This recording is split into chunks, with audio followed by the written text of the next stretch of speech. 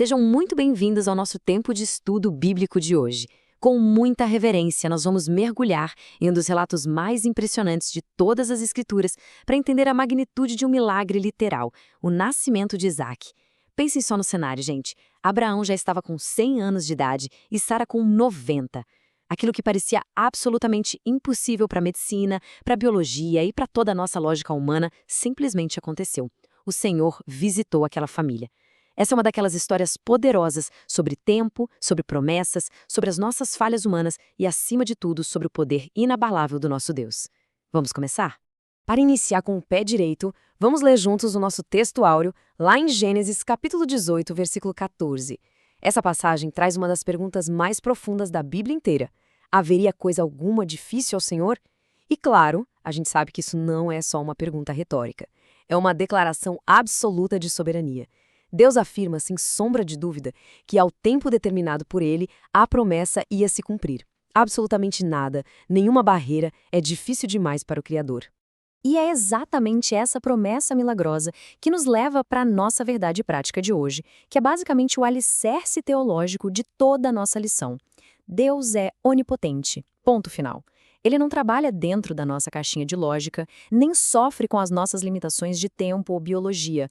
Ele age segundo a sua própria vontade. E quando a gente olha para a vida de Abraão e Sara, fica muito evidente que quando Deus decide agir, não existe diagnóstico ou circunstância que possa impedir o agir dele. Bom, como em todo bom estudo, a gente precisa ter um norte bem definido. Hoje, nós temos 3 objetivos fundamentais. Primeiro, nós vamos mostrar as consequências que a impaciência de Sara trouxe. Depois, vamos refletir juntos sobre aquela atitude dificílima que Abraão precisou tomar com Agar e Ismael.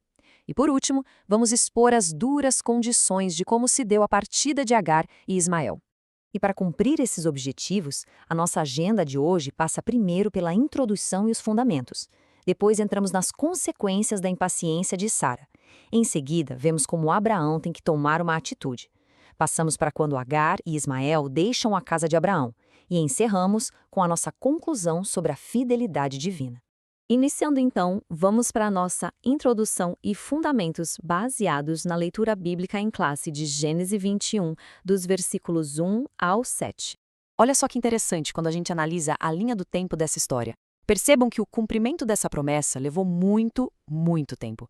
Já faziam 24 anos desde a promessa original que Deus tinha feito a Abraão. No meio desse caminho, 13 anos atrás, nasceu Ismael, que foi, na verdade, fruto de uma tentativa bem humana de dar uma mãozinha para Deus. E só agora, no tempo presente da nossa narrativa, com Abraão completando 1 século de vida, a alegria finalmente toma conta da tenda com o nascimento de Isaac. Sabe o que essa espera toda nos mostra?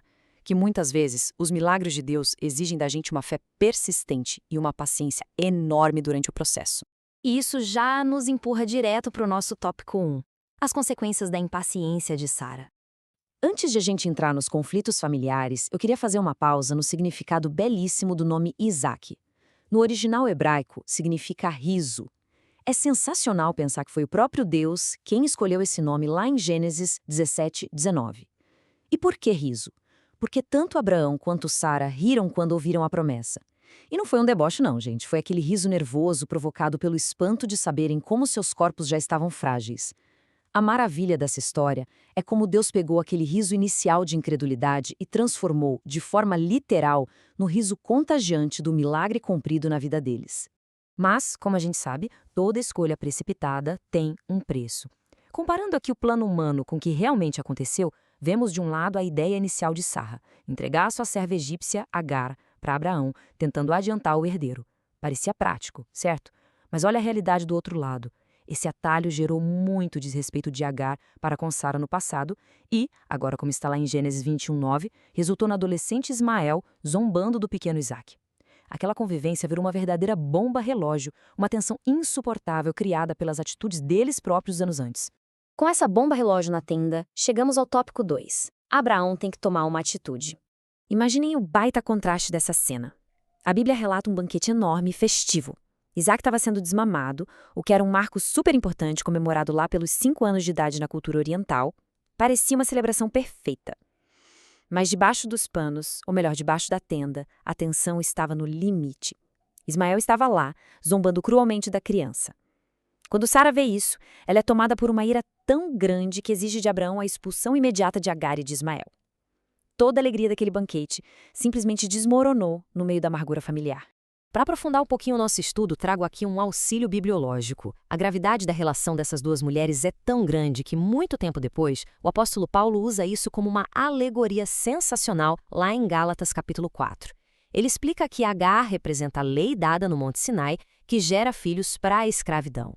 E Sara, a mulher livre, representa a Jerusalém celestial, nascida exclusivamente da promessa de Deus. Isso é o cerne do Evangelho, mostrando a diferença gigante entre tentar alcançar o favor de Deus pelas nossas próprias obras, o que é um peso, versus viver pela liberdade da graça. Voltando lá para o deserto, a gente se esbarra nessa pergunta fortíssima. O que fazer diante de uma decisão tão difícil? Coloquem-se no lugar de Abraão por um segundo. O coração dele devia estar em pedaços. Ismael também era filho dele, ele amava o garoto. Ter que expulsar os dois era uma dor absurda. Mas diante desse beco sem saída, o que Abraão faz? Ele vai buscar a Deus. E Deus o consola, promete que também cuidaria de Ismael, mas manda Abraão obedecer à voz de Sara naquela situação. É a grande lição para nós. No meio da angústia, o único porto seguro é parar tudo para ouvir e obedecer à voz do Senhor. Com o coração pesado, Abraão obedece. E assim, iniciamos o nosso tópico 3, Agar e Ismael deixam a casa de Abraão. Essa é de partir o coração. Abraão despede Agar entregando só um pouco de pão e um odre de água, que era literalmente uma bolsa de couro. Era só o que dava para carregar. Logo eles estão vagando pelo deserto escaldante de Berseba. A água, obviamente, acaba, o sol castiga, e Agar, levada ao desespero total que só uma mãe conseguiria entender, não suporta a ideia de ver seu filho morrer de sede. Ela coloca o garoto debaixo de um arbusto e se afasta chorando desesperadamente. Do ponto de vista humano, era o fim da linha para eles. Só que é bem aí no fundo do poço da nossa impotência que a graça de Deus entra em cena de um jeito espetacular. Olha que lindo que está escrito em Gênesis 21:17. E ouviu Deus a voz do menino. A mãe estava chorando, sim, mas Deus ouviu também o choro de Ismael. E o Senhor abre os olhos de Agar para ela enxergar um poço de água bem ali, salvando a vida dos dois na mesma hora. Deus não desamparou aquele menino. A palavra nos diz que Deus foi com ele. Ismael cresceu, viveu no deserto de Parã e se tornou um grande flecheiro. Aonde a nossa capacidade falha, irmãos, a provisão divina sobra. Tudo isso nos traz, então, para a conclusão do nosso tempo de estudo, a fidelidade divina. O Deus de Abraão é inquestionavelmente fiel. Vamos fechar a nossa reflexão com esses dois textos fortíssimos do profeta Jeremias. Primeiro, Jeremias 33:3. Clamai a mim e responder-te-ei. Assim como ele escutou aquele choro no meio do deserto, o Senhor continua de ouvidos abertos para o clamor de quem sofre. E depois, Jeremias 1:12. Eu velo sobre a minha palavra para a cumprir. Essa é a nossa garantia absoluta.